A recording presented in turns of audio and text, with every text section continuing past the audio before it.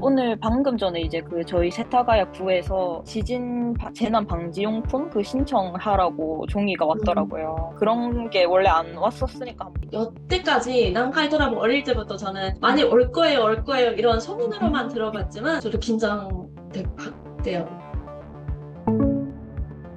우리가 기억하는 일본의 가장 강력한 지진, 아마 2011년 동일본 대지진이 아닐까 싶은데요. 규모 9.1, 사망자 수 19,759명, 실종자 수 2,500여 명. 이때 파괴된 원자력 발전소는 아직 골칫거리로 남아있죠. 그런데 이 동일본 대지진보다 더 강력한 지진이 올 수 있다는 공포가 일본 열도를 은은하게 감싸고 있습니다. 지금 일본이 8월 13일부터 며칠간 한국에 있는 추석 같은 본가에 가는 사람들이 그런 시즌이거든요. 한국으로 치면 KTX 같은 열차가 있어요. 이번에 신칸센 타는 걸 취소해서 비행기로 바꾸신 분들도 많대요. 제가 아는 친구도 실제로 그렇게 바꿔서 비행기로 본가에 갔어요. 저는 본가가 도쿄에 있거든요. 도쿄도 비가 오니까 이제 제 가족들이 사야 될 거 사고 강아지 약도 평소보다 많이 받고 많이 준비하고 있어요. 처음에는 SNS 쪽에서 좀 오버하고 있는 거 아닐까라고 생각했는데 막상 이제 주위 사람들 말 들어보니까 일본인들조차 되게 무서워하고 있어서 저도 약간 급 무서워지기 시작하기도 했고 오늘 세타가야 구에서 재난 방지용품 신청하라고 종이가 왔더라고요. 그런 게 원래 안 왔었으니까 사실 도쿄가 난카이 드로프 그쪽에서 조금 떨어져 있기도 하고 당장 생필품을 막 사재기를 한다든지 이 정도까지는 아니고 쓰나미가 위험하니까 그런 거는 좀 일본 인분 사장님도 되게 걱정을 많이 하고 계시는 것 같아요. 여태까지 난카이 드라마 어릴 때부터 저는 많이 올 거예요, 올 거예요 이런 소문으로만 들어봤지만 저도 긴장돼요. 난카이 트로프, 이름하여 난카이 해곡 지진. 난카이 지진은 일본 시즈오카현 앞바다에서 규슈 동부 해역 사이에 위치한 난카이 해곡에서 발생하는 지진을 의미하는데요. 난카이 해곡은 지구지각의 유라시아판과 필리핀판, 북아메리카판이 충돌하는 경계라 지진이 자주 발생하는 곳입니다. 크게 난카이, 도난카이, 도카이 3개 지역으로 나뉘고 구역마다 100에서 150년 주기로 규모 7에서 8의 지진이 일어난다고 보고 있죠. 이곳에서 발생한 마지막 지진은 1946년 발생한 쇼와 난카이 지진. 당시 가옥 3만 5천 채가 붕괴했고 1,443명의 희생자가 발생했습니다.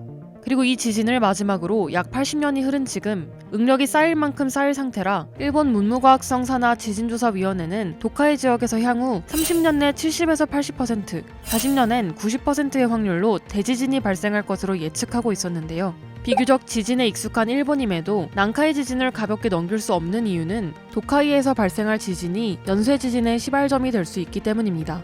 도카이 지진을 시작으로 도난카이, 난카이까지 연쇄적으로 지진이 일어난다면 예측되는 규모는 9. 일본 최대의 지진으로 꼽혔던 2011년 동일본 대지진과 맞먹는 규모입니다. 일본 지진조사위원회는 난카이 대지진이 일어난다면 동일본과 서일본 전역에 피해를 미칠 것으로 관측했는데요. 최대 34m에 달하는 해일, 소실되는 건물 240만 채, 이재민 950만 명, 피해액 최대 220조 3천억 엔, 일본 국가예산의 2배, 2011년 동일본 대지진의 피해를 아득히 뛰어넘는 수치입니다.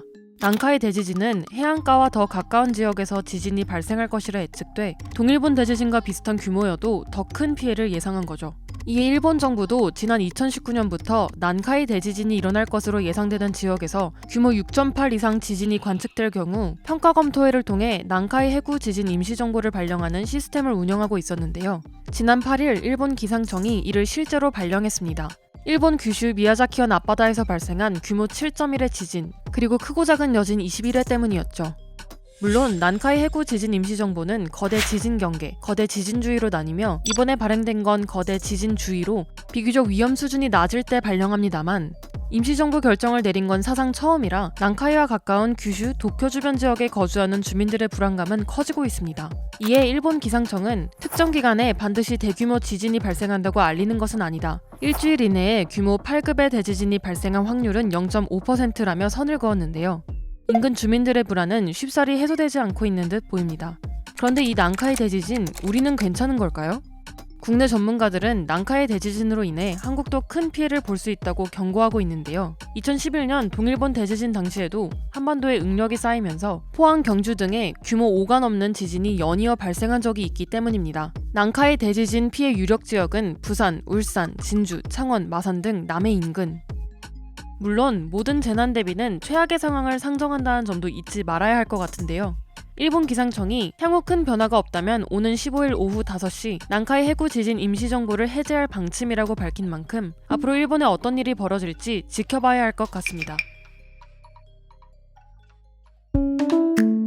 이번 영상을 만든 PD가 추천하는 영상도 보고 가세요. 스브스 뉴스의 다른 영상을 즐기시려면 구독 버튼을 꼭 눌러주세요.